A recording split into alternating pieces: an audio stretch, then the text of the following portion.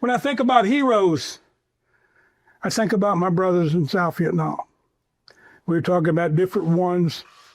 We have a full accounting, you might say, of North Vietnam. There's probably 125 prisoners of war that died during captivity in North Vietnam from various reasons, from either the aircraft crash or being beat to death by the Vietnamese.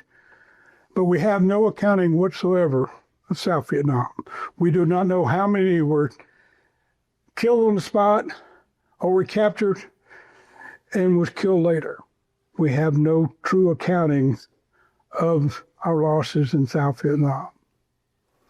We know of many escapes, and but we know that some escaped, but they were recaptured and essentially executed by the Vietnamese.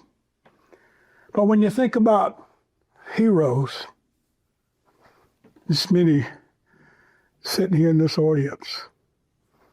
These were the families. These are the ones that kept the light burning at home. You know, the wives who stood there, they got up every morning, put their smiley face on, looked at their kids and said, everything's going to be all right. Daddy's fine. He'll be home soon. And then they would, after the kids would leave for school, they put their head in their hands and weep, thinking, have I lied to my children? What am I going to do if things change? How am I going to handle it? These are the heroes. I was single, but my sisters kept me alive in the eyes of their children. When I got home, they remembered more about me than I remembered, because I was a bigger-than-life figure to them. And, you know, I was very grateful for my family staying strong. My dad and my stepmother put a light in the corner of the room. That light burned for over 8 years before it went out. They never changed that light bulb the whole time I was gone.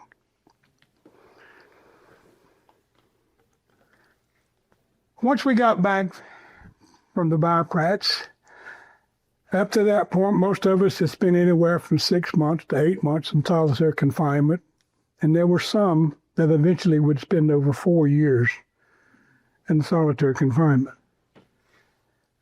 They started putting us together because they'd run out of room. Well, again, the Vietnamese were the same way. They didn't think it was going to be a long war, so they didn't want to spend the money to build a prison camp, and they didn't want to comply with Geneva Convention or anything like that existed. And in fact, the International Red Cross, which governs the Geneva Convention, when the Vietnamese would not honor, they said, they're not prisoners of war, they're criminals, and so therefore they will not be afforded that prisoner of war status. The American Red Cross did send us partials, but unfortunately, when they were found on dead North Vietnamese soldiers in South Vietnam, they quit sending packages. And so essentially, letters and packages and everything were almost non-existent at a certain point. And President Johnson took the airways on March the 29th, 1968, announced to the world that he was going to step down and dedicate his efforts to bringing an honorable end to the Vietnam War. But it turned out that just to be a ploy to get old Humpty Dumpty elected. He had no goal whatsoever to end the war. The saddest part, during the Johnson administration, not a single prisoner of war or representative was ever invited to the White House to represent the families of the prisoners of war in both North and South Vietnam. When he stopped the bombing, there was no more 3 more months the war would be over when we were going home. We were abandoned for 3 years. We had no outside information. One good thing out of it, the food did improve a little bit, and packages started coming from our families. There were few and far between. Some people will never know why they received the package and others did not. The letters were the same way. And if I harbor any ill feeling toward the Vietnamese, it's not how I was treated, but the way the families were treated. Some guys their families did not find out until a week before they were released that their son, their father, their husband was coming home. I was listed and missing in action for 3.5 years before they owned up to the fact that I was a prisoner of war. These packages came in, and the way we found out that Neil Armstrong walked on the moon. Some of you remember years ago in all the condiments on the table in a restaurant, you could flip over the sugar pack, and there was a little bit of American history on the back. And one of those sugar packs was in a package that came into North Vietnam showing Neil Armstrong planting the American flag on the moon in 1969. And that's how we found out that we had made that accomplishment. We could read between the lines, but we still didn't hide anything. And we upset the Vietnamese when we all went out one day and our senior ranking officer called the group to attention and we all saluted the moon.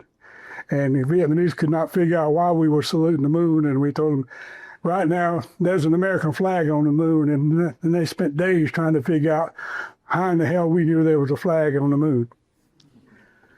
In one of the packages that I received, there were some pictures. And of course, they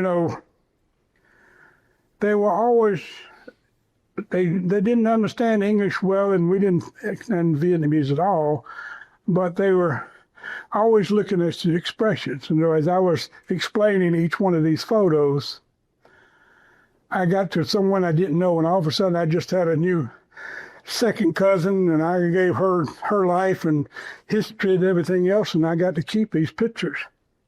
And when I went back to the room and I shared them with my roommates at that time, and I said, I don't have a clue who this is.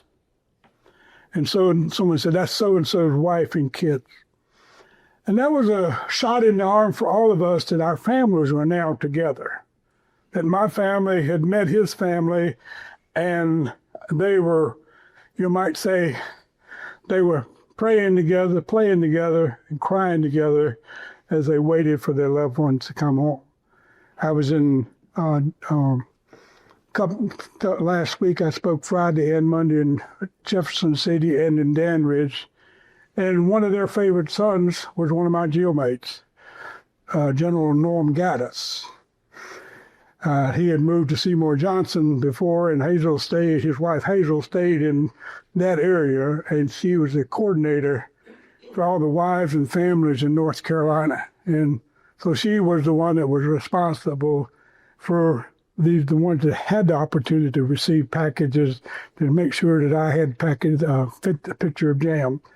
And I know that if I'd have walked up to Jim with $1 million in one hand and those 2 photos of his wife and 2 kids, we all know which one Jim would have taken. And that's the closeness we had together. We lived in what we referred to as our faith. We had 4 of them. Faith in ourselves, that we had the tools to get the job done. Faith in each other, that we would stand shoulder to shoulder and eventually someday we would return home with honor. Faith in our country, that it would not abandon us under difficult circumstances. But most of all, faith in our God, He would see us through. The morale factor after the election, President Nixon was was taken oath of office, and the next day, the Vietnamese were digging foxholes. We knew that something had been said, and they believed it. As a result of that, our morale went sky high. President Nixon, whether you like him or don't, he invited the POW families and representatives to Washington, told them all that he knew about their loved ones, to gain the respect of a few families who had been abandoned by the previous administration. And he assured our families when the time came, he would bring us all home.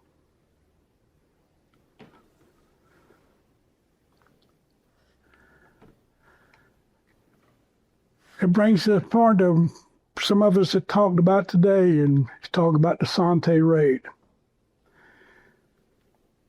A group of our military had briefed President Nixon and said there's a prison camp called Sante, 40 miles outside of Hanoi. We know there's between 40 and 60 Americans being held there. And we believe we have the firepower, the willpower, and all that's needed, and we can go in and bring our brothers home. And so they set up a mock prison camp down at Eglin Air Force Base, and they trained until they were ready. You know, Bull Simon, Dick Meadows, they handpicked a crew. The reason they had to handpick them, they had so many volunteers, they had to turn away people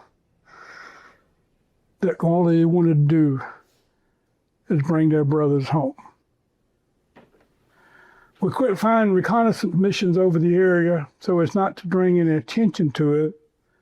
And on the 20th of November, 1970, they executed a flawless mission. The whole plan was to bring a helicopter in and make a hard landing, extract the people out of the helicopter, and they would start securing the area, and one group would blow a hole in the wall and bring in reinforcements, and they'd start looking for prisoners of war. They were brokenhearted. They thought what a failure they had been when they could not find any prisoners of war. They wept, thinking what a failure they had been. And even some of our leadership returned to it as a failure. But as a result of that action, the Vietnamese changed the label of expendable to high value. The Hanoi Hilton that we were only using about 15% of, all of a sudden, they come in and whitewashed the whole place, moved out the political prisoners that had a female prison inside. I mean, it's a huge complex. And all of a sudden, guys that had been in